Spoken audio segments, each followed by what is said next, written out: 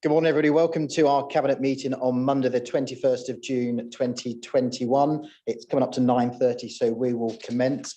It's great to see everyone back in the chamber today. This is our first full proper meeting of Breckland for some 14, 15 months, following, as you know, the previous legislation changes allowed for virtual meetings to take place. That ceased in May of this year. And of course, town, parishes, boroughs, cities, unitaries, county councils have been required to come back and meet face to face. And this is the first meeting of Breckland. So thank you very much for joining us today. It's great to see everyone here. And thank you personally to the officers who've been working diligently to try and get everything finalised and set up today to make sure we are COVID safe and COVID compliant. Just a bit of housekeeping before we do commence. We are live streaming this meeting and all meetings moving forward on behalf of Breckland. There will be cameras moving around. It is our first time. There will be some gremlins in the system, but please don't be distracted by that. Normal etiquette for us is always, if you wish to speak, just place your hand up, and as the chairman, I will ask you to come and speak. Please make sure you use your microphone so that members at home, if they are watching or at work or whatever it may be, can hear you nice and clearly. So we'll crack straight on then with item 1, which is minutes of the previous meeting. They contain with the agenda pack on pages 3 to 7. This was from Tuesday, the 4th of May, 2021. Are colleagues happy that it's a true and accurate record? Lovely, thank you very much indeed. Item 2 then, apologies for absence. Teresa. Thank you, Chairman. We have apologies from councillors Robinson. Sorry, many apologies. Councillors Robinson and Councillor Clausen. Thank you. Lovely, thank you, Teresa. So move on to item 3, any urgent business? I don't have any. Item 4, declarations of interest. As always, if any members have any declarations, please do indicate now or just before that item is heard. And I can't see any. So move on to item 5, non-members wishing to address the meeting. There are non-cabinet members here today. Welcome, you are most welcome as always. Councillor Burt. Thank you, Chairman. Being as this is our very first meeting and you've invited us to address the meeting, I wonder whether I might pose a question before we start as to the safety that's been put in place into this the Anglia Suite, because we've replaced the air conditioning system, I understand, as part of the WorkSmart 2020 programme. But it's only just come to light that actually the replacement is still a recirculatory air system. So we are recirculating the air within this building. Now, it also turns out that there's no heat recovery on it. Now, that's probably something that we can address at a later stage, but considering our climate strategy, surely we should have been doing that as well. But my question really comes around to should staff, members of the public and members not know exactly how safe this building is, see the risk assessment and see air quality results, especially as it's a recirculatory air system.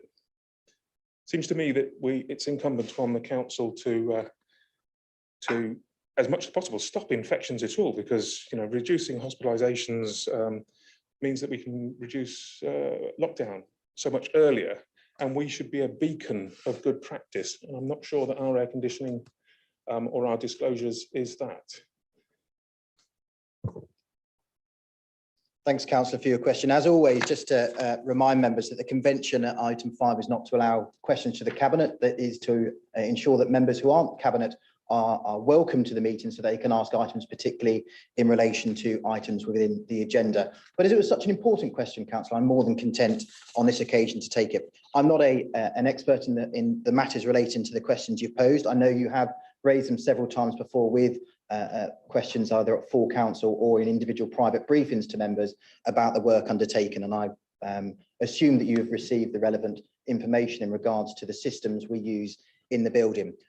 I am here because the risk assessments and the health and safety officer say it's safe to do so, and I don't think any member in this chamber or officer has been forced to be here, nor do they not feel safe to be here. And I think as leaders within our communities, it's right and proper that we get out and about and ensure that we're doing our duty to ensure that democracy takes place and that we are being a beacon, as you quite rightly said, that society gets back to normal as quickly as possible.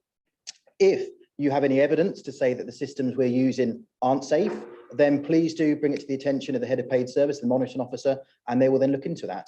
But as far as I'm aware, our health and safety advisor for the building hasn't advised us to the contrary, and therefore that's why we're permitted to be here in a COVID safe and a COVID compliance way. So thank you.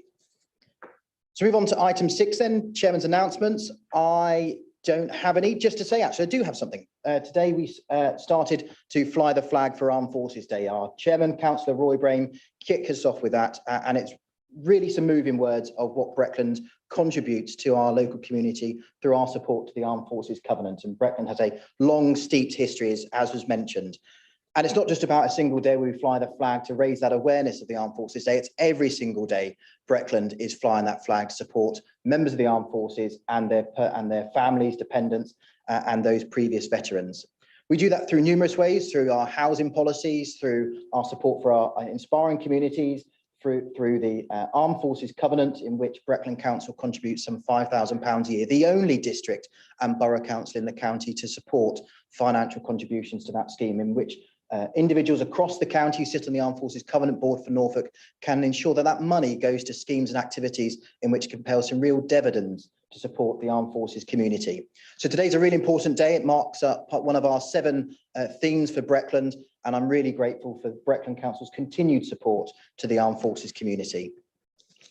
We'll move on to item 7 then, which is Breckland Community Funding Application, and I'd like to invite Councillor Alison Webb to present, please. Thank you, Chairman. Good morning, everybody. Okay, so the Inspiring Communities project, which launched in April, allowed for £100,000 of grant funding. I am delighted to say that over May and June, we've had 12 applications that have come through to us for approval. The details are, and I'm going to read them out one at a time because they're all very important. The grants are up to £5,000. It's something that Breckland is doing to help the communities get back on their feet, improve what standards are out there. And I think we should be all very proud of what's happening here. So the first one I've got is Croxton Parish Council for £1,440. Croxton Parish Council is seeking funding to replace the fence around their village play area. The fence is over 15 years old, and in view of its age, and a total replacement is felt the best option. Pre-COVID, the play area was frequently used by local and Thetford residents, and increased use is anticipated as restrictions are eased. Breckland member and our leader, Sam Chapman Allen, has confirmed his support for this project. The next one is Gresson Hall Community Enterprises for £5,000. Gresson Hall Community Enterprise is a community benefit society founded by local residents to reopen the White Swan, which is the village's only remaining pub. The local community has successfully raised £260,000 from 430 mainly local investors to purchase the pub and took ownership in January 2021. The grant application was to help to refurbish the dilapidated cart shed in the rear garden to accommodate a pizza oven and additional seating space. The space then can be used for community pizza, music and events evenings. Breckland member Councillor Attewell has confirmed his support for this project, and Councillor Duffield has also emailed to confirm that he has fully agreed with the comments made by Councillor Attewell.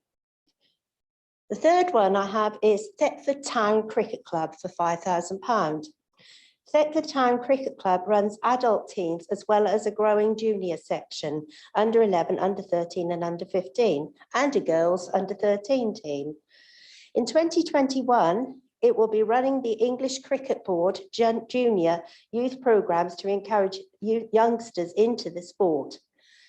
The club is applying for a grant to replace the roller, which is essential equipment to enable the club to operate. In spite of repair over the years, the current roller is no longer operational, and further repairs would be almost as expensive as buying a replacement. Without the roller, the playing surface would quickly become unsafe, and the club would be unable to meet league standards. Therefore, it's hiring a roller at the moment, but this is not a sustainable option in the long term. Breckland member Susan Dowling has confirmed her support for this project. The next one is Bullock Park, £1,239. Bullock Park is a registered charity responsible for the recreation ground on Mill Road, which provides football pitches, a trim trail, a children's play area, a small skateboard area and a community hall. Shipton Parish Council is the corporate trustee for this charity.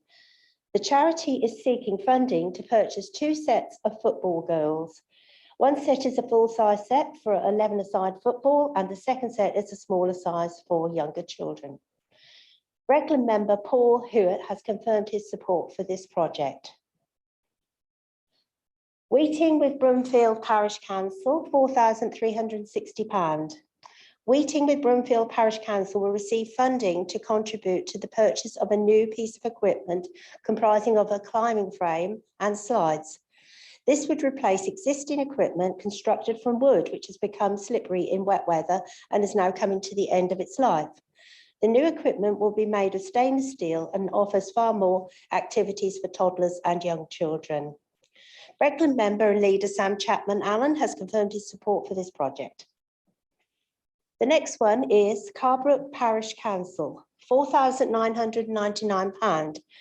This is funding to install a loop hearing system plus a projection and sound system in the community centre, which is currently being built on the Blenheim Grange housing estate.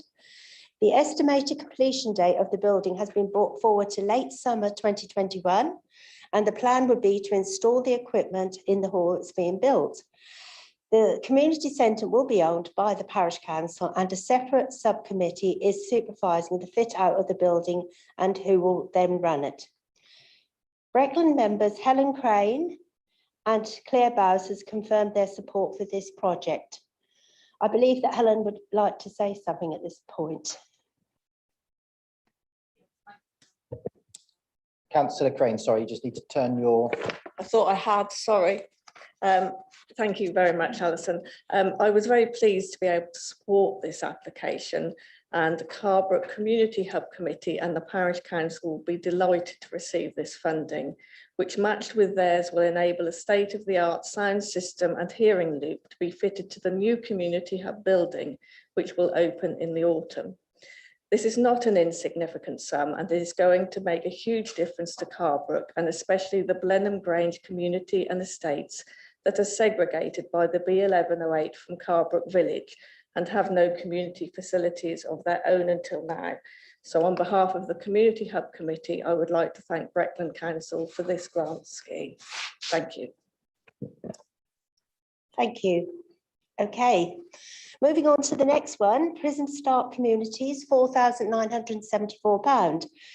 Prison Start Communities is a company limited by guarantee with social purpose that help for ex-offenders and people experiencing complex needs, including homelessness and dependency needs into employment.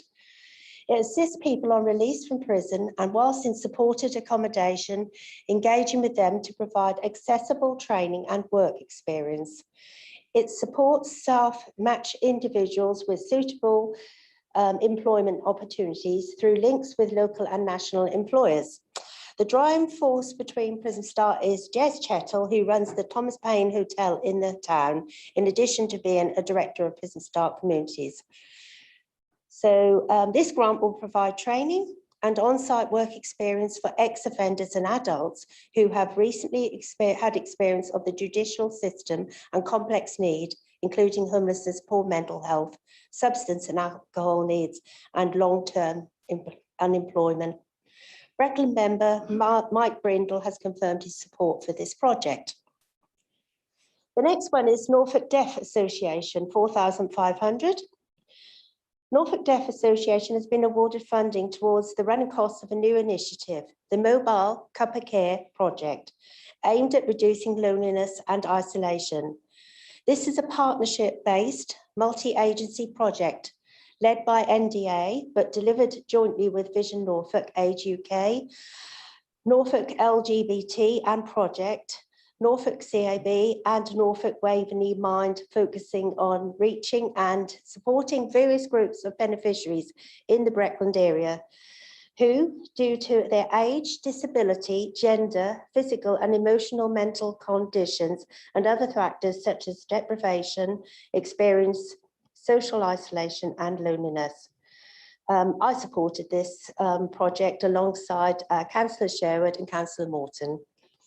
Thank you. The next one is Yaxham Parish Council for £5,000. This funding will contribute to the redevelopment of the village play area. The area has been closed since its last inspection in 2020 when it was considered to be an hazard.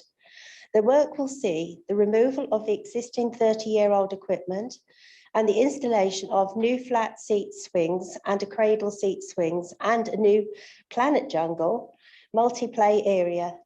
A 3-tower multi-play area with a steel slide, 2 connecting bridges and climbing bin walls. In addition, all necessary safety surfaces, 2 picnic tables, safety signage and a hand sanitizer will be installed. So we've got Breckland members Ian Martin and Paul Cowson has written jointly to support this project. We're moving to North Tuddenham now. North Tuddenham Community Organisation, £500. North Tuddenham Community Association is planning a community event to celebrate the end of lockdown and to bring the community together to help overcome isolation. This event will involve hog roast and other attractions. During lockdown, a competition was organised for children to design a village flag, and the event will include a small ceremony in which the winner of the competition will raise the flag for the first time. The event is planned to take place during September and it's hoped that up to 100 people will attend. Breckland member Gordon Bambridge has confirmed his support for this project. Titchell Village Hall, £4,500. The Village Hall has been awarded a grant of £4,500 towards the cost of updating the internal and external lighting, plus the heating system to improve energy efficiency and to keep running costs economical. All the new light fittings will be LED and controlled by sensors in certain areas to make sure that we reduce energy use. The electrical heating in the hall is very old and the hall committee has had complaints from users it's less effective than it used to be. It's also, the plan is to move to modern halogen heating, which again will become more effective and efficient. Breckland member Trevor Carter has confirmed his support to this project. The next one is, which is the last one. I won't say, you know, I'm pleased it's the last one because I think this is brilliant that we've got so many coming through. Norwich City Community Sports Foundation, £4,899. They will use the grant to run a KICS programme supporting young people from 11 to 16 in Thetford. KICS will provide weekly sessions from September 2021 based at the Thetford Academy for 39 weeks, term time only. Each session will last up to 2 hours with a mixture of sport and educational delivery on offer for young people to participate in. The programme will include sessions delivered using partners such as the Matthew Project and Norfolk Police to support and educate young people on the issues they face, including drugs, alcohol, knife crime, sexual health advice and stop smoking advice, CV writing and career advice. Young people will also have the opportunity to attend structured competitions and work on social action plans, including researching needs in their community and developing and delivering action plans. Breckland member Mark Robertson has indicated he's very happy to support this project. That's the very last one. All of these grants total £46,411. So it's a big chunk of money, which is going towards the community. And following approval, there'll be a balance of £46,216 available for the rest of this year. Thank you very much. Lovely, thank you, Alison. I've got indications from Councillor Hewitt and Councillor Bambridge, please. Thank you, Chair. Can I, on behalf of our parish councils, our communities, our residents, our charities, our clubs, societies, groups, just thank both Councillor Webb and also this council for the range and the breadth of areas that we are currently funding within our community, from sport, education, welfare, well-being. I think it's rare at any time that a council can support our communities in the range and the depth from the list that's been given. But I think it also demonstrates at this time in particular, as we recover from COVID, as we build back stronger, that actually we can provide the facilities, the resources and the hard cash that allow our residents, our charities and our interest groups to thrive. Thank you. Thank you, Councillor Webb. Councillor Bambridge.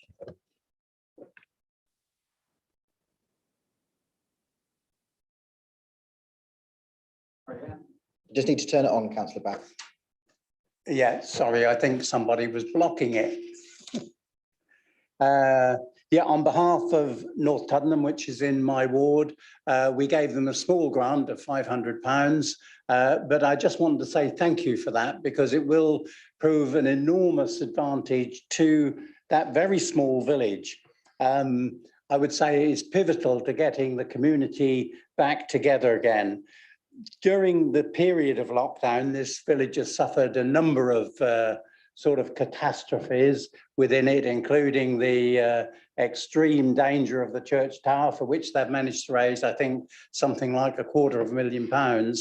But this £500 grant from Breckland will certainly enable that community to come together after the COVID situation, and will help to bring the two halves of the village, they're separated by the A47 for those who don't know, together. So thank you very much on behalf of North Tuddenham Parish Council and the committee organising the get-together, that planning. Thank you. Thanks, Councillor Bambridge. Anybody else?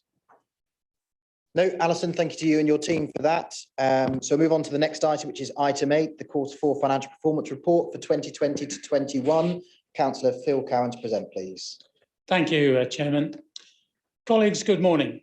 Throughout the past year, I have reported to you the anticipated outturn cost for the Council against a moving feast of funding provisions from central government and our spending requirements as the COVID pandemic has influenced how we've been able to conduct the affairs of the Council. Each of those reports have built upon an element of known quantities, but have also relied on calculated estimates looking ahead to the year end. Indeed, you will recall that in September, the Council took the unprecedented step to revisit and agree a new budget part of the way through the financial year as a direct consequence of the impact of the pandemic on the original agreed budget. As with all such estimates, there was always an element of risk attached to the predictive nature of the exercise. And today I'm here to report the conclusion of the finance team's summation at the end of Q4, the actual full year financial position of Breckland Council at the 31st of March this year. The papers before you today consist of the written report that sets out more detail behind the compilation of the Q4 figures and is supported by various appendices within which is the detail relating to capital and revenue spend. In Appendix A, Section 1 sets out the actual revenue outturn in Table 1, from which you will note that as a result of prudent fiscal management, despite all of the turmoil with which the Council was faced as a consequence of the pandemic, it has been possible to make a contribution to the General Fund of £349,000. And the detail behind the variances are shown in Table 2. Section 2 of the report shows the capital programme and identifies the progress against the 2021 agreed programme. It will come as no surprise that the pandemic has had an impact on this programme, and these variances are shown in Table 2. Section 3 highlights the Treasury position, and of interest here is the unusually high levels of cash at our disposal as a direct consequence of the scale and number of COVID-related grants received from central government. Appendix B shows the final capital outturn funding for the past year 2021, and Appendix C identifies the revised capital funding and projected pattern of spend for the 21-22 capital programme. There is much detail in these appendices, and if you have any questions, I'm sure that I or my finance colleagues will be able to supply you with further information. Thus, you have before you 5 recommendations, the first of which is for Cabinet to note the report and the accompanying appendices. The remaining 4 are for Cabinet to recommend the papers to full Council as follows: that the capital budgets and associated funding sources of £7,247,467 be carried forward into 21-22 to support projects in progress. That the final capital outturn and funding for 2021, as detailed in Appendix B, be approved. That the revised capital budget and associated funding for 21-22 capital programme, as detailed in Appendix C, be approved. And finally, that the additional control outbreak management funding, otherwise known as COMF, totaling 464,000 be added to the budget to be spent in areas which comply with the funding guidelines, as detailed in paragraph 1.6. Colleagues, this is an excellent set of figures, particularly when set against the background of the past year's events, and puts Breckland Council in a very strong financial position to face the year ahead. A year that will be as challenging as that which we've faced, albeit in ways that will be different from those of the past year. We have a responsibility to provide the best possible outcomes for our residents and businesses, and our desire to build back a stronger and better Breckland will depend on a sound financial position from which we can start. Team Breckland has over the past year shown it has the capacity, it has the capability, and it has the resources to deal with the events of a potentially cataclysmic nature. And these figures today show that we are up to the challenge that awaits us. This report has been put together by the finance team to whom I am indebted, but it is a reflection of the strength in depth and character of everyone within the organisation that I have the privilege of commending the full year 2020-2021 financial performance to you. Thank you, Chairman. Lovely, thank you very much, Phil. Any questions or comments from colleagues at all? Councillor Hewitt, please. Thank you, Chair. Thank you, Councillor Cowan. Yeah. I'll be honest, it's tempting here to belittle our performance, to describe it as, I don't know, mediocre. But to my mind, this performance is excellent. It is a whole council coming together during unprecedented times, and it's testament to those sometimes who are too quick to knock this council, our officers and our colleagues. It's testament that actually the figures speak for themselves, and our performance is strong during what is unquestionably unprecedented times. There is no doubt that next year will be tough and it will push us hard. But Councillor Cowan, I echo your words. There is no doubt that Team Breckland will be up to the task that has been given to us by our residents and our businesses, allowing us to lead them and allowing them to thrive. I absolutely commend the report, Chair. Thank you. Thank you, Councillor Hewitt. Any other questions or comments? Councillor Burt. Thank you, Chair. Just a matter of clarification, or perhaps you can expand on section 1.7 on page 10. We're looking at carrying forward. Now, look, I do get that this has been an extremely difficult time. COVID has thrown everything into chaos in many cases, and we've come through really well.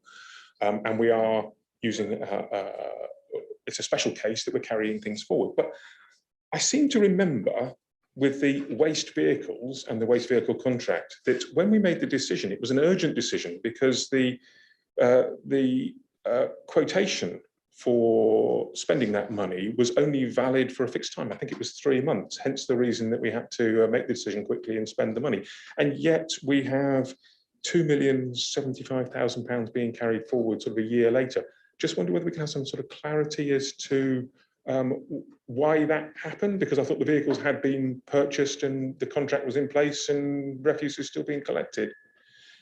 And another one on page 13, where you're talking about the significant variances, 3B, leisure PFI. Just wondering about the description there, lost income. I'm wondering where the lost income is, what that actually means. Thank you, Councillor Burt. Let's deal with the second one first, if we may. As you will be aware, all our leisure facilities and those around the country have actually suffered as a result of the last 14 months of pandemic. Many of them have been closed for the whole period of time. Some have been reopened, some have been closed again. And as a consequence, the income streams which flow from the leisure facilities has reduced or disappeared. I'm sure that Alison, who's sitting at the back of the room, our finance section 151 officer, will be able to give you chapter and verse on the actual figures and the quantums, but that's the principle behind those. And I suspect that either she or maybe Gordon Bambridge, who was initiating the waste vehicle contract at the time, might well be able to answer your second question, which was your first. Thanks. Alison Chubbuck, please. Thank you, Chairman. So the capital part for the waste vehicles, and in accounting terms, we don't pay for them until we've received them. So it's purely the fact that we haven't actually received the assets yet. But you're quite right, the orders are in and processed.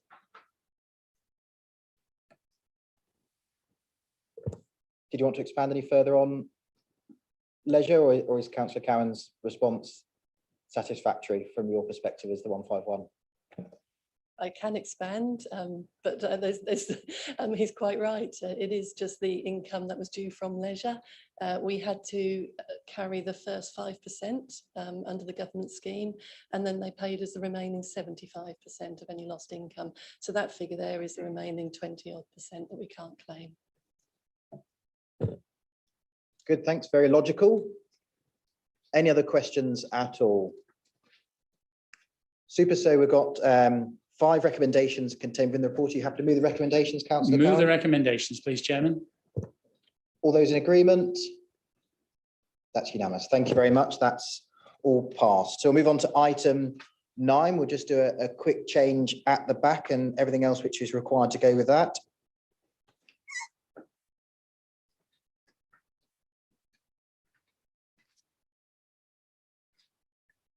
The next item is item 9, which is the Council Health and Wellbeing Support, and Councillor Ian Sherwood to present, please.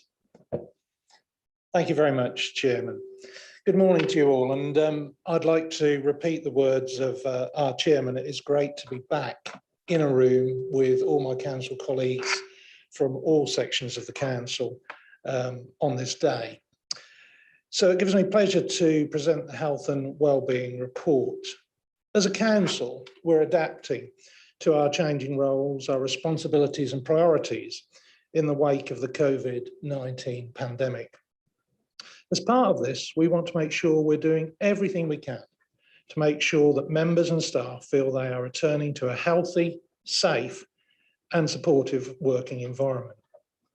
With new policies and ways of working established as part of our wider Work Smart programme.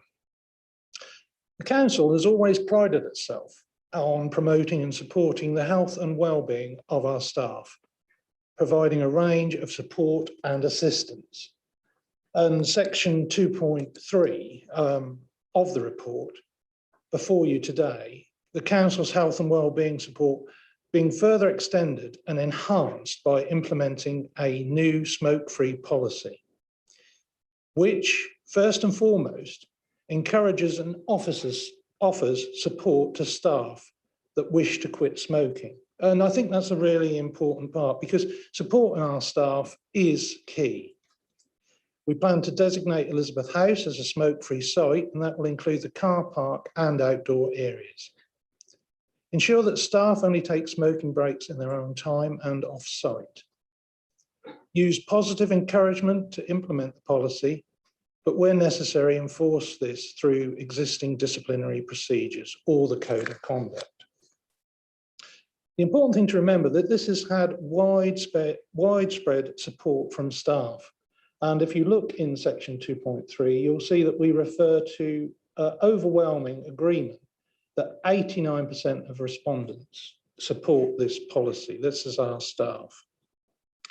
So we've been consulting and considering these changes for a while, but now feels like the right time to introduce this policy. With staff and members working from home during the pandemic, we are now in a position to do this with minimal disruption. with the potential for members and staff to return to Elizabeth House as a smoke-free site when the office officially reopens a little later this summer.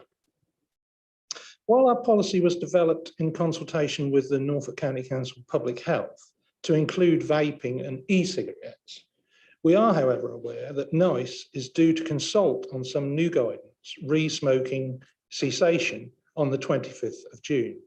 So, as portfolio holder, I will consider whether we need to make any changes with regards to vaping, and to do this through the appropriate delegations in consultation with the head of paid service. So I'd just like to conclude, if I may, Chairman, by saying the importance of this to our staff is this is a policy, one of support, so that they've got the facilities and way of becoming smoke-free should they wish. Thank you. Lovely, thank you, Councillor Sherwood. Any questions or comments from colleagues on this item, please? Councillor Burt. Thank you, Chairman. In the previous item, there was a list of acronyms, which I found particularly useful, and I think that might be something we might encourage in all of these reports. Could you just please clarify what CMT is on page 23? I think something to do with staff. And I just have one other comment, which is on page 26, 14 financial. It says there is a cost associated with the temporary removal of the smoking shelter. Has the word temporary snuck in there? Is it not? Are we not permanently removing it? Thank you. Thank you, Councillor Burt. I'll start in reverse order because my memory is not what it should be, so I can remember the last question first. Obviously, the decision about the policy is we're making it today. So we have removed the smoking shelter, and if the policy is approved, it will be a permanent removal. So that's that. I'm not a favour of acronyms. I've scanned the page and can't find the acronym, but I don't know if anyone else in the room, an officer, can help me. Sarah, please.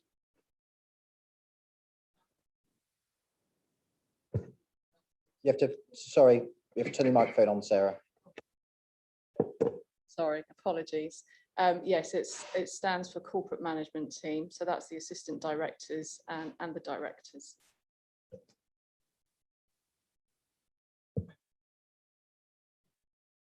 Thank you, Councillor Morton. Thank you, Chairman. I'm not a smoker and never have been, but I know a number of people who have got addicted to what is a drug, and I'm all in favour of making the area smoke-free. But what provision will you consider for the 10% who are hooked and will want to still work in Breckland? How far are they going to have to walk or drive to be able to smoke?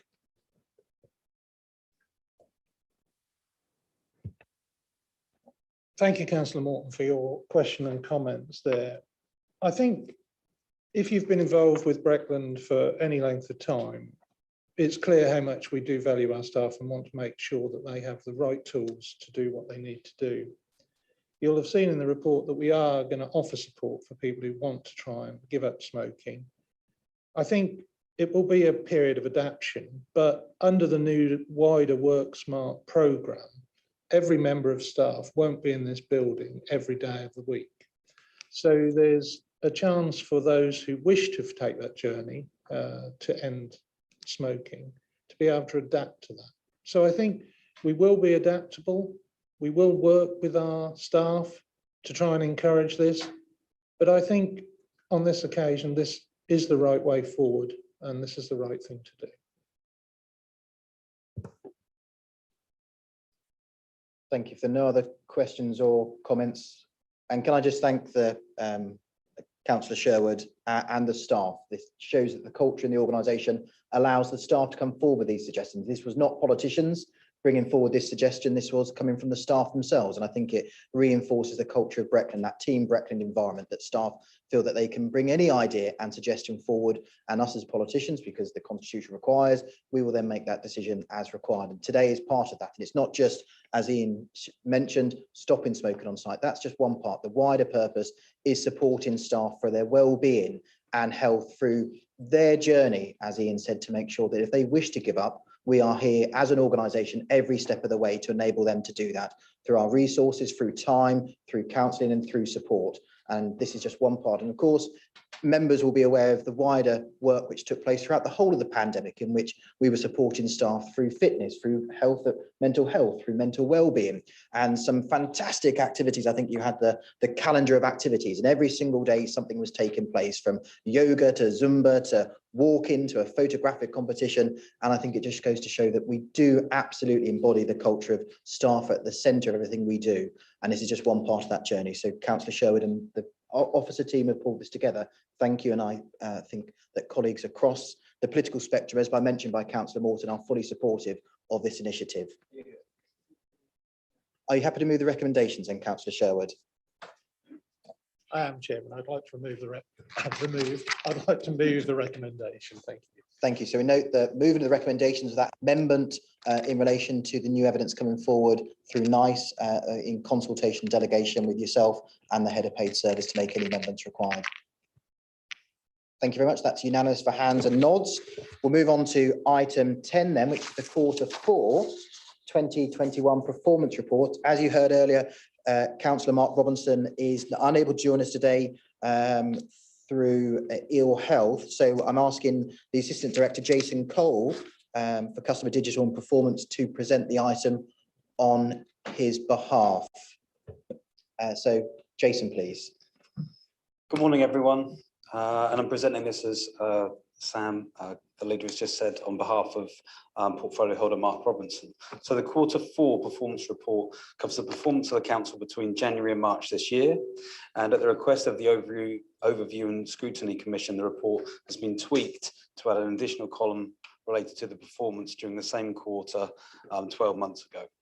Q4 has seen strong and positive performance continue in areas such as FOI and complaint responses, as well as food, health and safety. As detailed within the report, there has also been positive performance in areas such as digital customer communications and garden waste services when compared to our performance the previous year. One notable area in the council's fly tipping rates, which whilst increasing this quarter still fall below the number of fly tips which we've seen annually compared to the previous year. Whilst it's also disappointing to report a rise in Q4, it's important to contextualise it against the national backdrop where rates reported fly tipping have significantly increased. There has, however, been challenging areas of performance in the last quarter, specifically within the customer contact centre, where performance has fallen after 3 performances of meeting its target. The report outlines the various factors which have impacted the service. In other areas such as the environmental service and planning, there has been instances where 1 month's performance has been poor, which has impacted the overall quarter. Whilst this is disappointing, it's important to highlight that these are viewed as isolated incidences, given that February and March performance was at expected levels. Thank you. Jason, thank you ever so much for that. Ryan, is there anything else you'd like to add at all, please? Just one thing I'd like to add, Chairman, which is around a comment from the Overview and Scrutiny Committee. So responses will be going out to members this week based on questions they asked. There was just one which I wanted to raise in front of Cabinet, which was in relation to vexatious customers, which is the policy we used to define reasonable, unreasonable behaviour. It should be reported annually, and we were asked at Overview and Scrutiny why I wasn't part of the report. Part of that was 0 people have been subject to action in the last year, but I will be calling the Chairman of Overview and Scrutiny just to apologise, as it should have been in the report, and to make sure in the Q1 performance report we can at least minute it and make sure we comply with the policy of annual reporting. Ryan, thank you ever so much. So this is for Cabinet to note the contents of the report. It has been to the Commission, as Jason and Ryan already alluded to, on the 3rd of June. Do Cabinet colleagues have any questions or comments? Councillor Morton. Thank you, Chairman. I just wanted to query one little figure. There's a number of garden waste subscribers has gone up by about 10%, which is great. But the percentage of household waste recycled or composted is a mixture figure, has only gone up relatively small factor, which suggests the recycled element has dropped. Could we split those figures or have clarification of the different amounts? Ryan, thank you. We should be able to, but I just need to clarify that with the head of service before I committed to it. Thank you, Councillor Morton. If there are no other questions, then colleagues are asked to note the contents of the report and the recommendation on page 32. All duly noted. Thank you very much. That moves us on to item 11 then, which is the details of the next meeting. This will be held on Monday, the 26th of July at 9:30 at the Conference Centre at Elizabeth House in Dereham. And that